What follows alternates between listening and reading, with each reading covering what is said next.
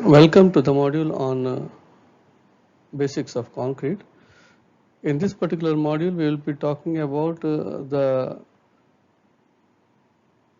storage practices, the general storage practices or the required storage practices of all the major construction materials as far as the codal provisions are concerned. When you say storage of materials for any site, there should be a proper planning of the layout for stacking and storage of different materials, components and equipments with proper access and proper maneuverability of the vehicles carrying the material. While planning the layout, the requirements of various materials, components and equipments at different stages of construction shall be considered. Materials shall be stored in such a manner as to prevent deterioration or intrusion of foreign matter and to ensure the preservation of their quality and fitness for the work. Protection against atmospheric agencies, like materials stored at site depending upon the individual characteristics, shall be protected from atmospheric actions such as rain, sun, wind, and moisture to avoid any deterioration or degradation of the materials. When we say protection against fire and other hazards, materials like timber, coal, paint, etc. shall be stored in such a way that there may not be any possibility of fire hazards. Inflammable materials like kerosene and petrol shall be stored in accordance with the relevant rules and regulations so as to ensure the desired safety during the storage. Stacks shall not be piled so high as to make them unstable under the firefighting conditions, and in general they shall not be more than 4.5 meters in height. The provisions given in IS 13416 Part 5 shall be followed. Explosives like detonators shall be stored in accordance with the existing regulations of Indian Explosive Acts. Materials which are likely to be affected by subsidence of soil like precast beams, slabs and timbers of sizes shall be stored in adopting suitable measures to ensure unyielding supports. Materials liable to be affected by floods shall be suitably stored to prevent their being washed away or damaged due to the floods. Stairways, passageways and gangways shall not become obstructed by storage of building materials or tools or accumulated rubbish in between. So storage of materials in this particular module we will be more focused on storage of cement, storage of aggregates, storage of admixtures, storage of mineral admixtures, storage of reinforcements and storage of water. So we will be dealing with all these materials one by one in the subsequent slides to come. When we say storage of materials in cement, cement should be stored above the ground level and watertight sheds to prevent absorption of moisture, stored in such a manner that they at any point of time each bag can be inspected if required. Storage facilities for bulk cement should include separate compartments for each type of cement used. Each consignment shall be stacked separately, not more than 10 bags stacked in a height. Stacks shall be stored in such a way that FIFO system of materials issue can be adopted. FIFO stands for first in, first out. Cements shall be issued for construction only after testing and conforming to the specification requirements. Cement bags in store for more than 3 months old shall be used only after testing and confirming that it is meeting the requirements.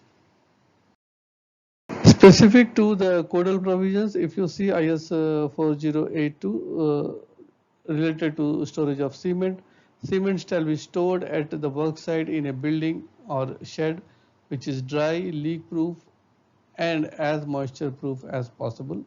The building or shed for storage should have minimum number of windows and closing fitting doors, and these should be kept closed as far as possible. Cement shall be stored and stacked in bags and shall be kept free from the possibility of any dampness or moisture coming in contact with them. Cement bags shall be stacked off the floor or the wooden planks in such a way so as to keep above 150 to 200 millimeters clear above the floor. The floor may comprise of a lean concrete or 2 layers of dry bricks laid on well consolidated earth.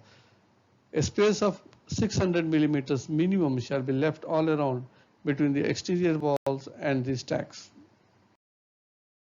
In the stacks, the cement bags shall be kept close together to reduce the circulation of air as much as possible.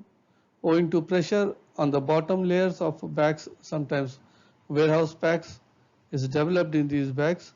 This can be removed easily by rolling the bags when the cement is taken out for use. Lumped bags, if any, should be removed and disposed of immediately. This is the typical diagram of the storage of cements given in IS 4082, which clearly shows the structure of the cement godown, the height of the cement godown, and the cross-sectional details and the maximum number of bags to be kept for a stack.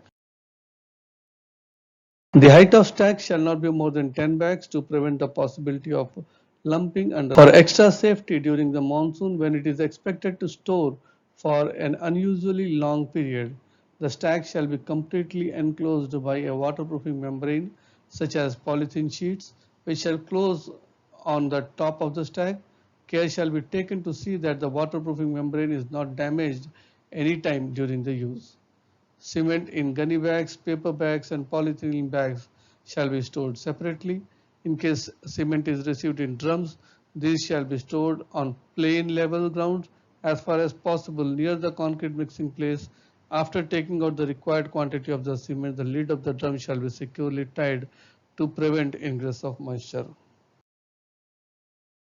In case cement is received in silos, the silos shall be placed near the concrete batching plants. Proper access shall be provided for the replacement of the silos. Cement storage as per ACI 304R, if you see, all cements should be stored in watertight, properly ventilated structures to prevent absorption of moisture. Storage facilities for bulk cement should include separate compartments for each type of cement used. The interior of a cement silo should be smooth with a minimum bottom slope of 50 degrees from the horizontal for a circular silo and 55 to 60 degrees for a rectangular silo. Silos should be equipped with non-clogging air diffuser flow pads through which small quantities of dry oil-free low-pressure air can be introduced intermittently at approximately 3 to 5 psi, which is equivalent to 25 to 35 kPa, to loosen cement that has settled tightly in the silos. Storage silos should be drawn frequently, preferably once a month, to prevent cement caking. These are the details which are typical as far as the ASI 304R is concerned, which is not being elaborated in IS 4082.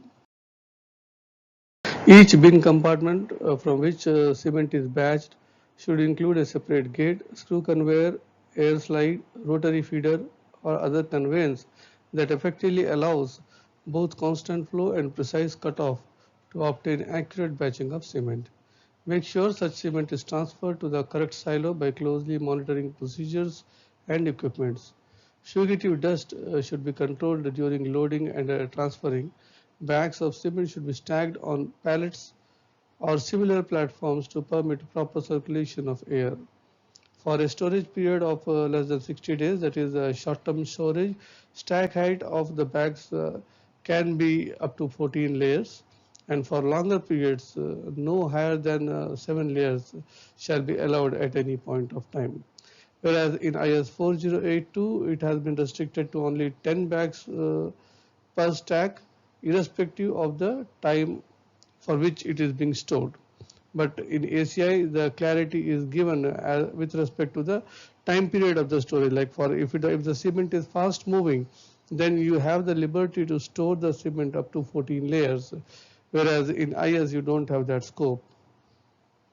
An additional precaution, the oldest cement should be used first. That means again in ACI also it has been clearly mentioned to maintain the FIFO system because cement is a shelf life item. To summarize this module, we talked about storage requirement in general for construction materials. Storage of cement as per the standards like IS and ACI, the requirements given and the controls required.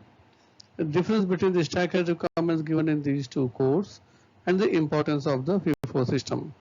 In the next modules, we will be covering storage of other construction materials like aggregate, reinforcement, admixtures, and so on. Till then, thank you.